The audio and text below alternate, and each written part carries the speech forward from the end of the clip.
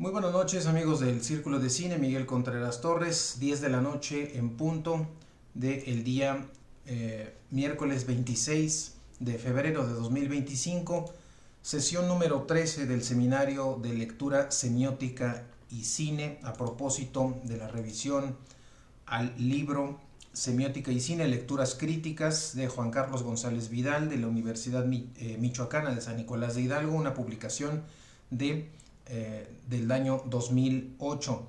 Vamos hoy a concluir nuestro seminario del mes de febrero. Vamos a revisar el último capítulo, es decir, el quinto capítulo de este libro que forma parte de el apartado Convergencias Semióticas. Es la tercera parte del libro. Esta tercera parte constituye únicamente el capítulo 5, que lleva por título Otelo de Oliver Parker, vectorizaciones semióticas. Así es que hoy vamos a abordar este capítulo y con ello terminaremos la revisión de este interesante libro de Juan Carlos González Vidal. Nos habíamos quedado en la página 192 y ahora vamos a abordar el quinto capítulo. Ahora va a abordar una obra teatral, evidentemente el Otelo de Shakespeare, en esta película, en esta adaptación de Oliver Parker, y vamos a ver el tema de las vectorizaciones semióticas. Otelo de Oliver Parker de 1995 es una excelente adaptación cinematográfica de la obra homónima de Shakespeare, dice González Vidal en la página 195. La tragedia de Shakespeare fue estrenada en 1604 y quizá una parte de su aceptación se basa en el factor que marca la transformación de Otelo, es decir, los celos, motivo fácilmente actualizable a través de las épocas, lo que no quiere decir que la obra pueda reducirse a tal motivo únicamente. La página 196 menciona que Giuseppe Verdi, en 1887 estrenó la ópera del mismo nombre en el Teatro de la Scala de Milán. Otelo cuenta con una construcción narrativa tan bien lograda que produce el efecto de un crescendo dramático sostenido que encuentra su punto culminante en el asesinato de Desdémona por parte de Moro. En ese sentido, Parker, el autor de esta película, se mantiene fiel al texto literario y se vale también de un elenco de primera línea.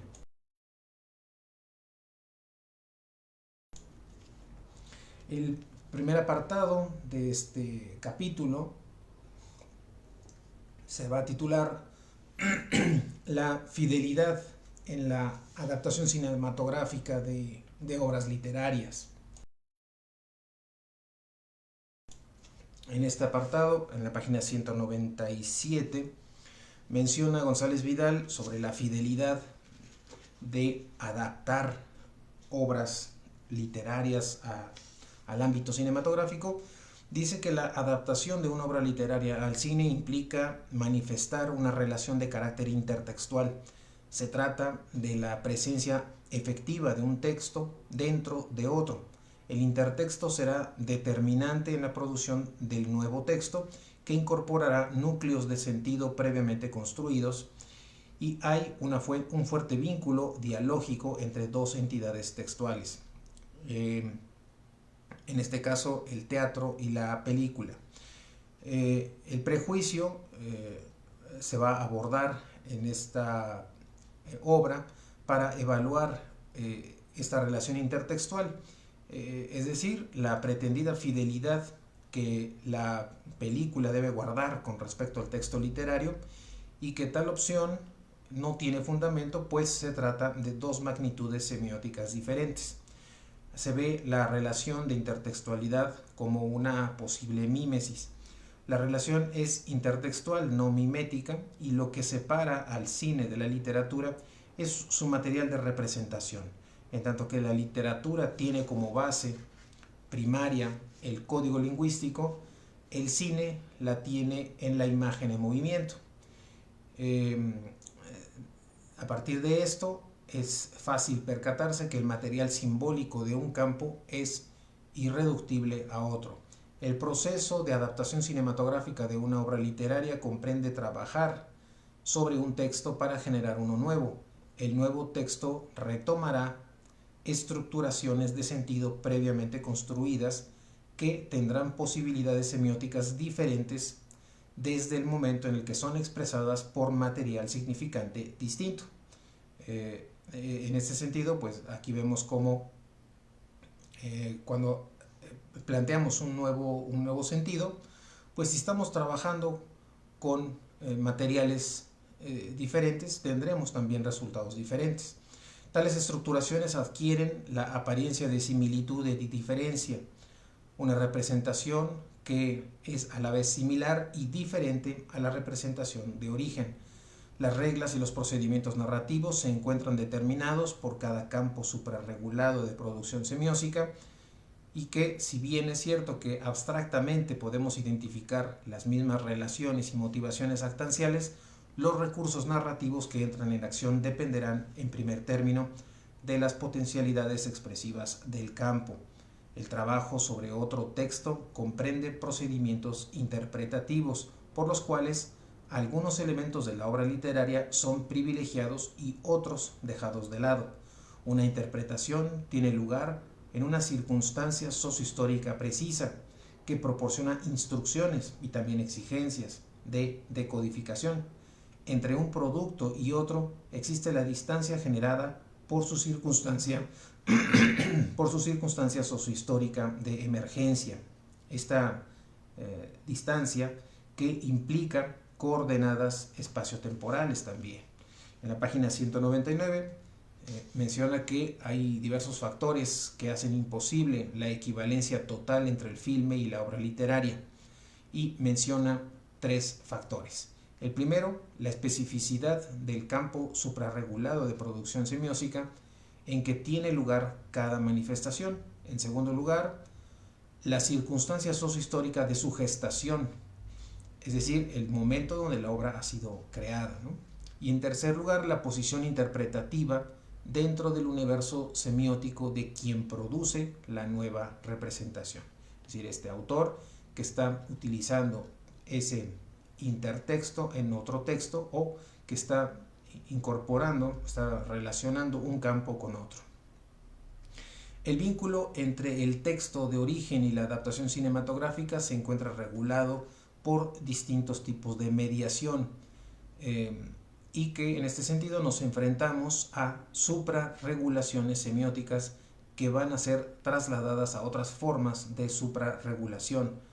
Con la transcodificación se van a verificar instantáneamente redistribuciones de sus contenidos. Una adaptación debe ser considerada como una reconstitución de un conjunto de relaciones semióticas bajo reglas codiciales diferentes. Además de las redistribuciones de contenido, potencializa configuraciones semánticas y trayectos de sentido no contemplados en el texto modelo.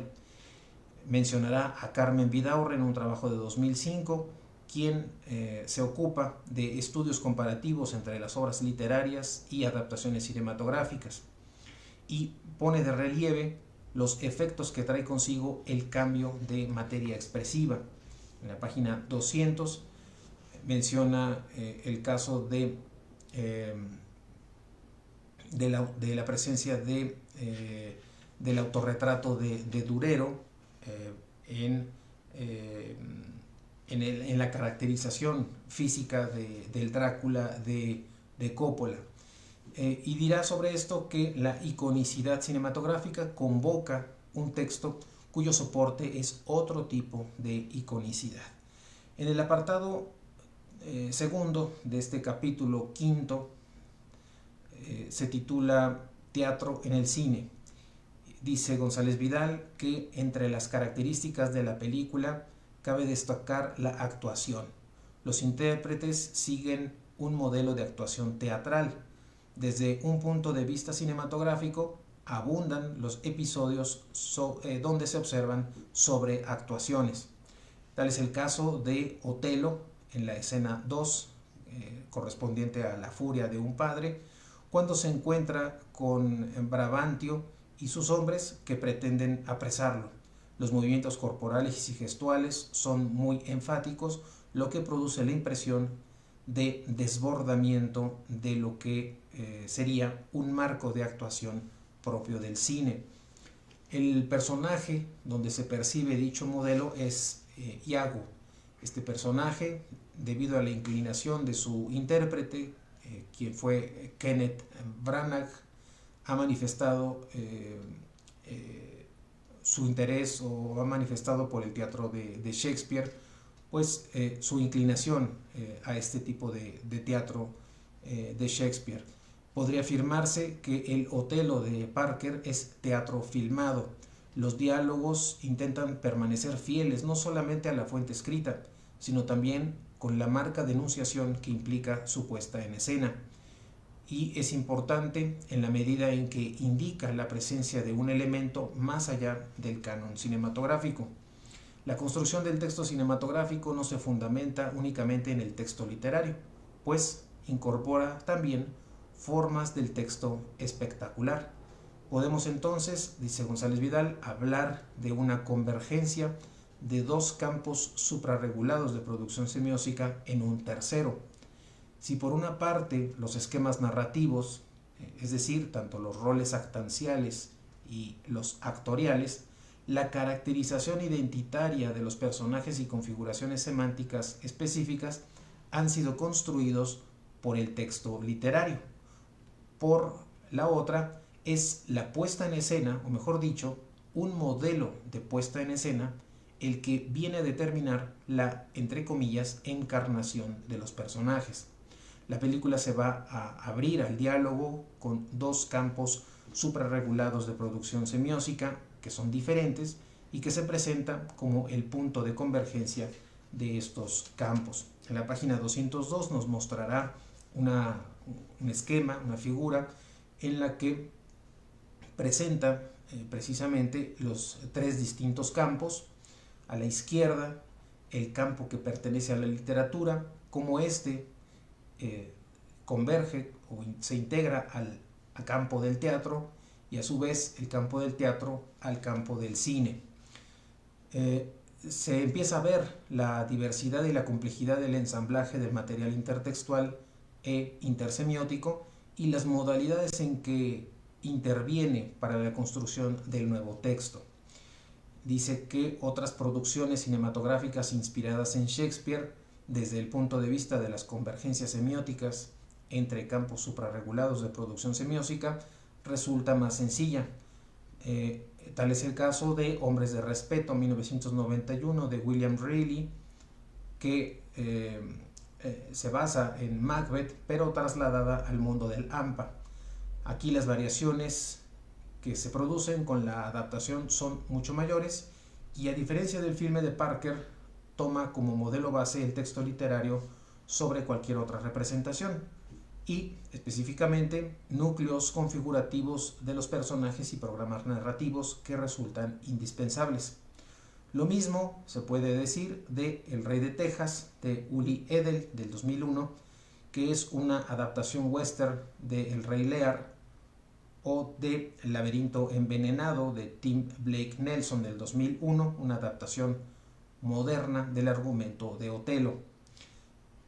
González Vidal aclara que si ha hecho referencia a que el Otelo era teatro filmado, lo va a fundamentar su opinión en dos aspectos.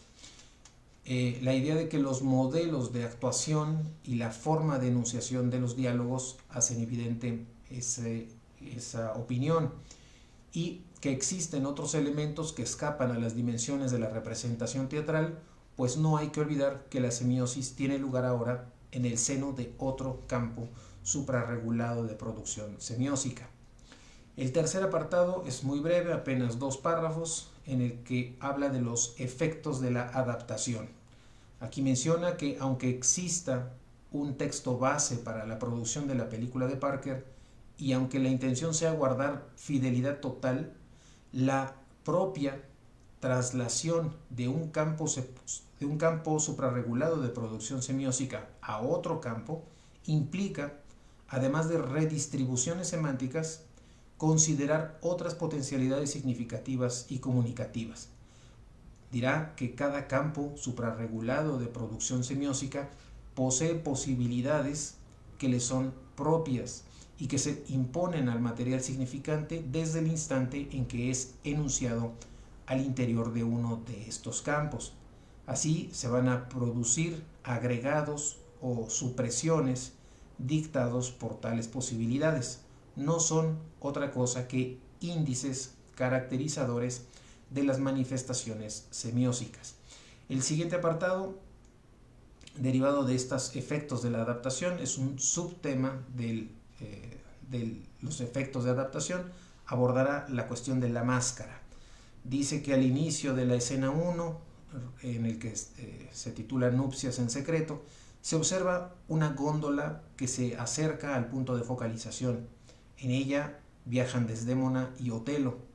Al pasar frente al punto de focalización, el moro se pone una máscara cuyos rasgos remiten al campo semántico de la tristeza. Y esto porque la máscara presenta cejas arqueadas y lo mismo que en la boca, ¿no? Está arco semicircular, no agudo, que indicaría como enojo. La máscara tiene ese simbolismo y proporciona una clave de lectura de ciertos recorridos narrativos del filme. En la página 204 continúa González Vidal diciendo que este elemento de la máscara no se encuentra en el texto literario. Se trata de un agregado que se revela importante en el proceso de construcción de sentido. Se establece entonces una asociación entre la tristeza y el protagonista. Se indica que la tristeza no es el estado primario de este, que es un estado que viene a superponérsele. A primera vista resulta contradictorio que sea ese campo semántico el que se materialice en esta situación.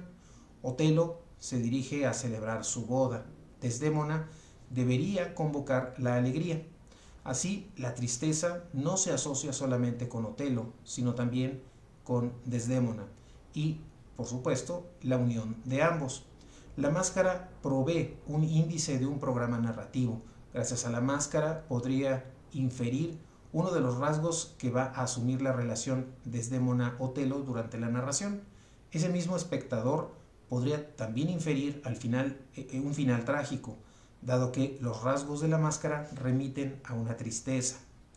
Los factores de la máscara se perciben cuando la barca pasa frente al punto de focalización. Otelo se la pone precisamente en ese momento. El mensaje implica la inclusión de un narratario extradigético y su finalidad es ponerlo sobre una pista interpretativa.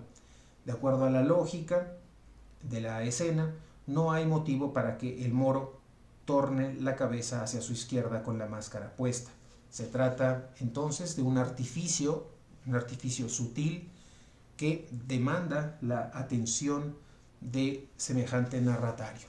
Y en palabras de Roland Barthes, dice lo siguiente, este autor, Roland Barthes, el principio del filme tiene la mayor densidad significativa, no solo porque los fenómenos de inauguración son siempre estéticamente más importantes que los otros, sino también porque el principio del filme tiene una función intensa de explicación.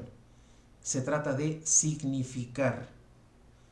Aquí Roland Barthes presenta cursivas con este término de significar en el original. Significar el estatuto anterior de los personajes, sus relaciones. Hasta ahí la cita de Roland Barthes que recupera González Vidal. Sigue González Vidal mencionando que la máscara es uno de los elementos a través de los cuales se concreta esa densidad significativa. Porque al mismo tiempo que convoca un campo semántico, proporciona información sobre desarrollos narrativos. Esta ambientación incorpora los campos semánticos del ocultamiento y de la clandestinidad y establece un vínculo semántico con la máscara, cuya función principal o primaria es ocultar. El filme parece trabajar con un sentido de la predeterminación, por la manera en que se celebran las nupcias, de manera que la unión está destinada a el fracaso. En la página 206 presenta un siguiente esquema, González Vidal, donde en la parte superior tenemos esta relación entre la máscara y la oscuridad.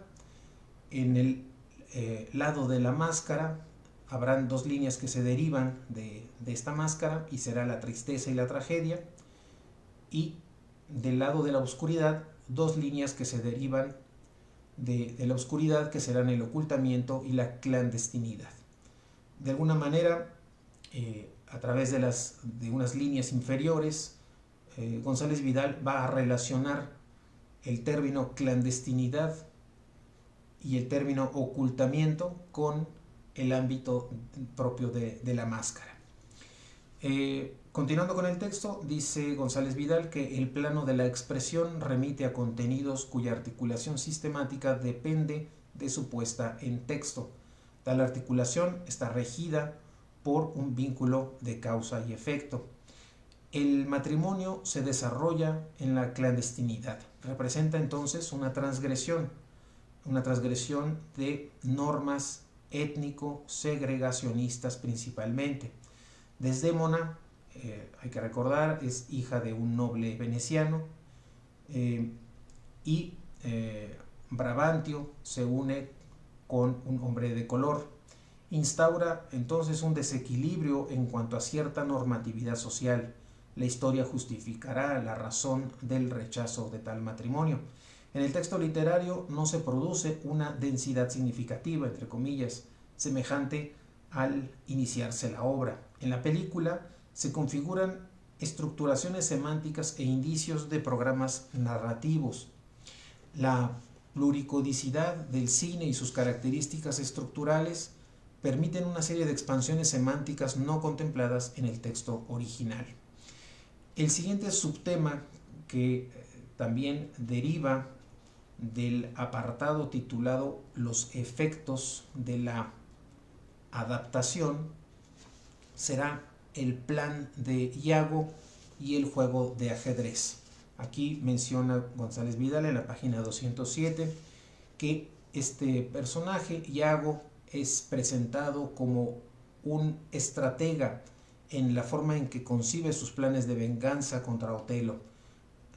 Ahí es donde se introduce el juego de ajedrez que permite esta interpretación. En la escena número 6, que se titula Odio al Moro, Iago se pregunta cuál es la manera más apropiada para dañar al protagonista. Sus motivaciones se fundamentan en dos razones: que su general haya nombrado a Casio y no a él como su lugarteniente, y las sospechas de que Otelo estuvo con su mujer.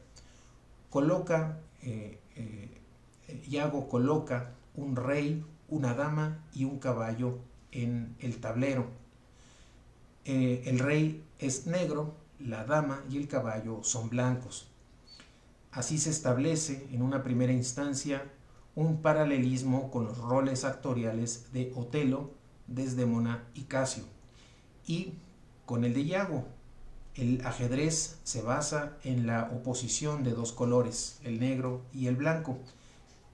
El hecho de que solamente el rey sea negro resalta más bien el principio de oposición. El orden que Iago le da a las piezas en el tablero también es significativo. El caballo aparece entre el rey y la dama, interponiéndose entre los dos como un obstáculo. Iago se plasma como el conductor del juego. Su mano es la que coloca al caballo entre las otras dos piezas. La oposición de los colores del juego asume en el filme una doble función. Si por un lado indica un bloque dicotómico entre los personajes, en el cual el negro juega el papel de agresor, por el otro señala la distinción étnica.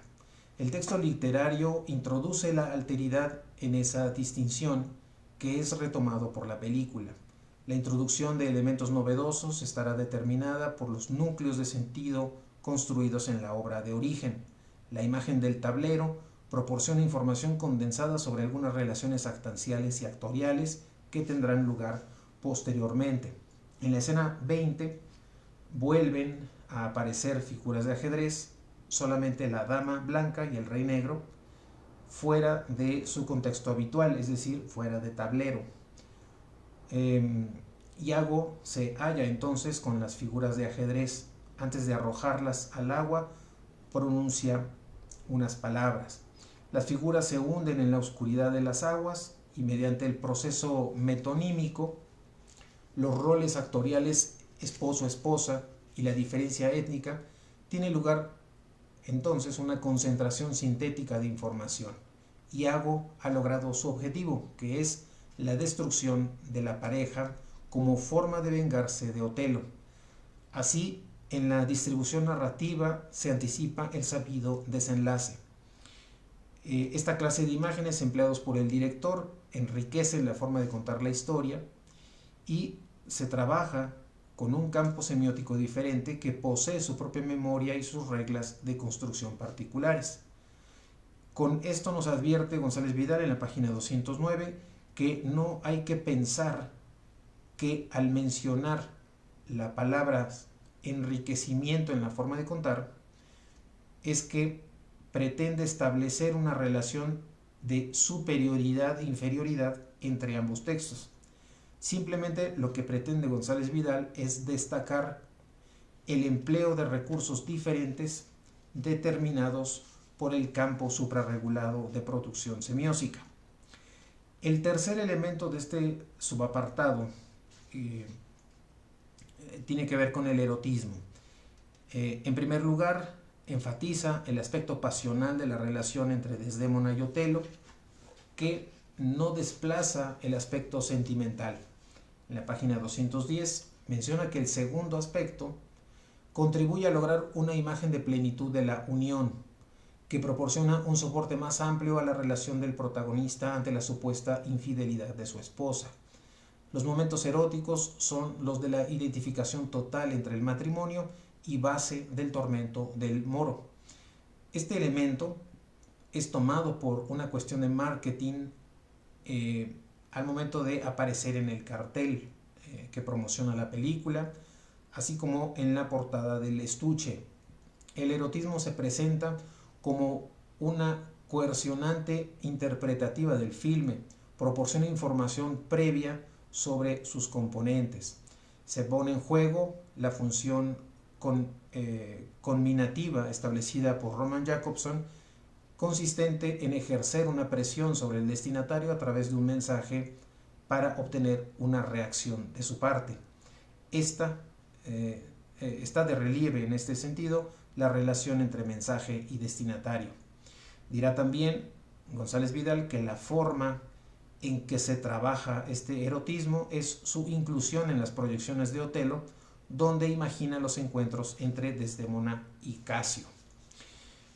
En la página 211 continúa hablando González Vidal de estas proyecciones y sus circunstancias, cómo es que estos van variando. Menciona que la variación se presenta a nivel de los actores, en que el marido se ve sustituido por un intruso, y este procedimiento proporciona una justificación dentro de la diégesis a los celos y la locura de Otelo. A nivel de la imagen, Parker va a lograr sintetizar y enfatizar la forma en que el factor de éxtasis de la pareja deviene un factor de sufrimiento para Otelo. A manera de resumen, González Vidal dice que el cambio psicológico del protagonista de esta película tiene un soporte más convincente en virtud de este trabajo con el aspecto del erotismo. Dentro de la composición de esta imagen hay otro elemento importante, significativo, y es el rostro de Iago. Mediante otro proceso metonímico, Iago se manifiesta como una amenaza sobre la pareja. Ese rostro aparece en segundo plano con respecto al matrimonio y emergiendo de la penumbra. Aquí su mirada denota dureza y determinación. Esta determinación está vinculada con la motivación actancial de hacer daño a Otelo. Entre los planos se va a establecer una relación antitética en la cual la pareja no es consciente de esa amenaza. Dentro de la composición de la imagen, los momentos marcados por el erotismo se encuentran representados en el primer plano, de tal suerte que el accionar del antagonista tendrá en cuenta este factor de la unión matrimonial. Un cartel en estas condiciones, un cartel semejante, difícilmente habría podido ser utilizado para promocionar el estreno de la obra de Shakespeare, la obra original. Una puesta en texto, dice González Vidal, ejerce coerciones estructurales en las puestas en texto, entre comillas, derivadas. Derivadas por darles una designación, dice González Vidal, esta idea de texto derivado. Por la razón de que una de las funciones de estas últimas es proporcionar una información previa sobre la primera, y es por eso que le parece pertinente a González Vidal el término de umbral que propone Gerard Genet, el cual ha acuñado para referirse a los paratextos. Y comenta lo siguiente Gerard Genet: el umbral ofrece a quien sea la posibilidad de entrar o de retroceder. Esta franja constituye entre texto y extratexto una zona no sólo de transición, sino también de transacción, lugar privilegiado de una pragmática y de una estrategia, de una acción sobre el público al servicio, más o menos comprendido y cumplido, de una lectura más pertinente. Más pertinente se entiende a los ojos del autor y sus aliados. Hasta ahí la cita de Genet. El siguiente apartado, en la página 213, que presenta González Vidal, es la caracterización de los personajes. En ese sentido, dirá que los comportamientos caracterizadores de los personajes del filme son de orden discursivo, lo que muestra su filiación con respecto al texto de origen, es decir, a la obra de teatro, y la convergencia de procedimientos semióticos de campos suprarregulados de producción semiótica diferentes para la producción textual. Las acciones aparecen subordinadas al discurso y vienen a constatar lo enunciado por este. Desde el punto de vista de la potencialidad cinematográfica, podría tomarse como limitación autoimpuesta. Sin embargo, nos encontramos ante el tipo de filme que trabaja conscientemente materiales intertextuales. De este modo, determinados artificios semióticos utilizados por el texto de base son retomados conjuntamente con las formas expresivas. Menciona que vamos a encontrar en este mecanismo de caracterización, vamos a encontrar en Iago al personaje más complejo, porque maneja bloques discursivos en una relación antitética y superpuestos el uno al otro. Por un lado, emplea registros discursivos que lo definen como un hombre leal, un hombre noble. Por el otro, lo plasma como desleal, vengativo y sin escrúpulos. Se trata de un personaje dual, en el cual se fundamenta el desarrollo de los trayectos narrativos más importantes. En la página 214, González Vidal recurre a la terminología de Greimas para decir que Iago se encuentra afectado por la categoría del parecer, que es diametralmente opuesta al ser. Se genera una situación de engaño en ese sentido. La particularidad es que las dos categorías se manifiestan explícitamente y de manera simultánea dependiendo del tipo de destinatario del discurso. Cuando los destinatarios son intradiegéticos, prevalece el parecer, la categoría del parecer. En cambio, cuando el personaje se dirige directamente a un destinatario extradiegético, es decir, al hablar ante la cámara sin la presencia de otros personajes, lo que va a privar es la categoría del ser. Y bueno, en estos instantes en que manifiesta sus pensamientos negativos, sus proyectos para afectar a terceros. Tenemos entonces que el engaño se verifica respecto de los destinatarios intradiegéticos. La comunicación explícita con el público activa la función fática que plantea Roman Jakobson. He aquí otra articulación semiótica determinada por el campo suprarregulado de producción semiótica a que pertenece el texto base, concebido para ser representado. El siguiente apartado tiene que ver con la representación del espacio, y aquí menciona que en el caso del filme, esta representación se hace con escenarios naturales, que este recurso se facilita por el campo suprarregulado de producción semiótica que constituye el soporte de la producción textual. A diferencia de la representación teatral, que se ve obligada a trabajar con escenarios limitados, en el cine hay la posibilidad de trabajar con multiplicidad de escenarios y en ocasiones de carácter natural. En ese sentido, Parker, el cineasta, en la página 215, utiliza muy bien este recurso para crear los efectos de realidad. A través del espacio intenta reproducir una época y un ambiente y los resultados son satisfactorios. Crea la impresión de una relación natural entre el espacio y los personajes. En el teatro esto resulta, si no imposible, sí muy difícil, dado que los escenarios producen cierta sensación de artificialidad. Entonces, las potencialidades semióticas de cada campo suprarregulado de producción semiótica son diferentes, dependen de la materia expresiva soporte del campo. La representación espacial provoca en el filme que muchas de las acciones estén marcadas por esos efectos de realidad. Los efectos de realidad contrastan con el modelo de actuación teatral, cuyo énfasis en la pronunciación y en los movimientos corporales difícilmente podrían apoyar tales efectos. Es una consecuencia, dice González Vidal, de las convergencias semióticas, que viene a enriquecerlo al incluir aspectos contrastantes a nivel de los procedimientos utilizados para la producción de semiosis. En el episodio en que Desdémona finalmente expira, particularmente la escena 25, el filme omite con respecto a el texto literario unas palabras atribuidas a la víctima mientras dialogan el Moro y Emilia, luego de que en la didascalia se señala que su esposo la ha rematado. Esto se omite en el filme. Cuando Emilia insta a Desdémona a que hable, ésta la mira solamente y enseguida muere sin pronunciar palabras.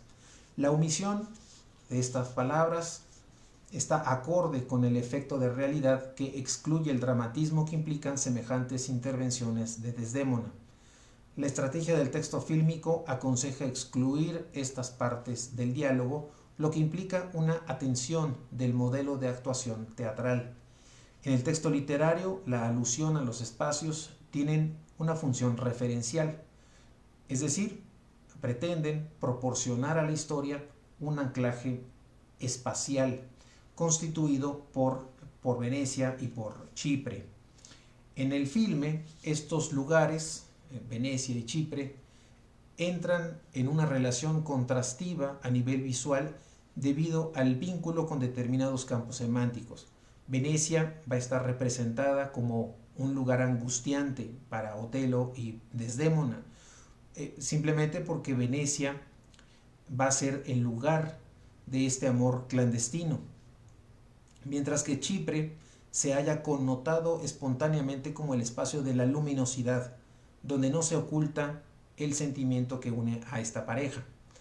Entonces, este contraste entre oscuridad y luminosidad, dice González Vidal, a nivel de las imágenes está en concordancia con el contraste en lo semántico.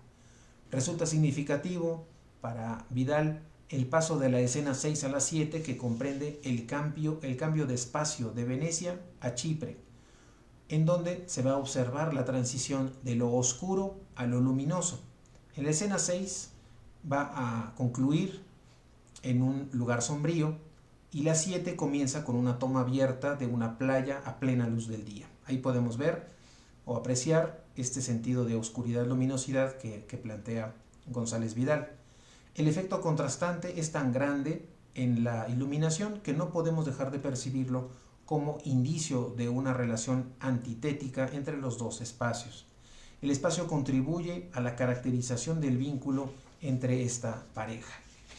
El siguiente apartado para terminar este capítulo y este libro es el comentario final, en el que González Vidal menciona que pues en este trabajo quiso poner de relieve la interacción que opera entre diferentes campos suprarregulados de producción semiótica para generar la película de Parker.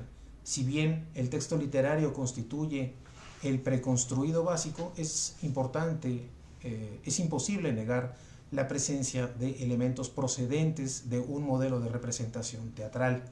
Dirá que la serie de preconstruidos son tratados bajo las reglas de otro campo suprarregulado de producción semiótica, que es el cine, con el que entran en juego nuevas posibilidades de generación de sentido, pese a la inclinación por la fidelidad con respecto al texto original. Y aquí un fragmento importante de este comentario final de González Vidal, página 218, menciona que todo proceso de transcodificación da lugar a redistribuciones de contenido o a nuevas funciones semióticas por el simple hecho de que cada campo suprarregulado de producción semiótica posee potencialidades expresivas diferentes, de acuerdo con sus códigos de simbolización. Y pone el ejemplo de que en el texto de Parker se observa una recurrencia a integrar algo que González Vidal llama condensadores semióticos, es decir, secuencias breves, muy breves, que comprenden de manera sintética relaciones actanciales y actoriales, así como configuraciones semánticas relativas a lo que ocurrirá posteriormente. Si consideramos, obviamente, la distribución de la sintaxis narrativa. Continúa González Vidal mencionando que para un destinatario extradiegético que al ver la película accediera por primera vez a la historia, esos condensadores semióticos le proporcionarían instrucciones para inferir acontecimientos posteriores. Los casos más representativos son la escena de la máscara, en donde obviamente va a predecir o va a inferir el público un final trágico, y también la escena del juego de ajedrez, en la que también podemos ver esta disputa entre los tres elementos que aparecen en las piezas de ajedrez, es decir, el rey, la dama y el caballo. Y bueno, dice que para quien conoce la trama, pues resultarían entonces agregados que van a realzar tal o cual aspecto del sentido original de la película, y por supuesto esto derivado del conocimiento de la obra teatral. En la página 219 dice que muchos efectos tienen la posibilidad de verificarse gracias a las capacidades expresivas que ofrece el campo suprarregulado de producción semiótica, en el marco del cual se elabora la nueva representación, en este caso la película. Los condensadores semióticos simultáneamente se manifiestan como novedosos y van a dar pie a generar procesos de codificación y por supuesto de decodificación que no habían sido contemplados anteriormente. Los efectos de realidad tienen la función de redimensionar la historia, a proporcionarle también otros anclajes y a proporcionar otras lecturas de la misma. Fue un gran acierto, dice González Vidal, haber elegido a un actor de color, Lawrence Fishburne, para interpretar el papel de Otelo. Además de la actuación excelente de este actor, contribuyó a naturalizar, entre comillas, étnicamente la representación del moro. Estructuralmente, dice González Vidal, estamos ante un caso complejo de producción semiótica, pues se encuentran implicados tres campos diferentes. La película va a revelar una lectura atenta del texto literario por parte de Oliver Parker, del director de esta película, al mismo tiempo un aprovechamiento de los recursos que le proporciona el campo cinematográfico. Así termina este quinto capítulo del libro, este capítulo titulado Otelo de Oliver Parker, Vectorizaciones semióticas. Termina también la tercera parte del libro y la totalidad de este libro titulado Semiótica y Cine, Lecturas Críticas de Juan Carlos González Vidal, una edición de la Universidad Michoacana de San Nicolás de Hidalgo, la Secretaría de Difusión Cultural y Extensión Universitaria, un libro que forma parte de la colección La Nave Va, en una publicación, parece ser que es el primer número de la serie ensayo de esta colección La Nave Va, un primer número que incluye este trabajo de Juan Carlos González Vidal, que está publicado en el año 2008. Complementa, ya para finalizar este libro, una sección bibliográfica, la filmografía empleada y los anexos que fundamentalmente van a constituirse con las transcripciones de las letras de las canciones que se han utilizado en este libro. El título de la canción, País del No Me Acuerdo, el tango Por una Cabeza, de música de Gardel y letra de Alfredo Lepera, Yesterday, de John Lennon y Paul McCartney, así como Amapola, de Lacalle y Roldán, y finalmente la letra de Summertime, música de George Gershwin, y letra de DuBois Hayward, y también letra de Ira Gershwin.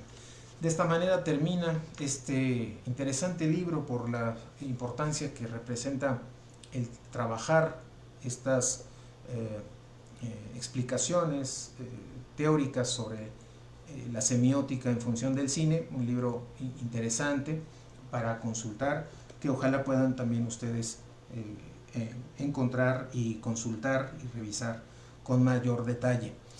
Bien, aquí termina nuestro seminario de lectura correspondiente al mes de febrero de 2025.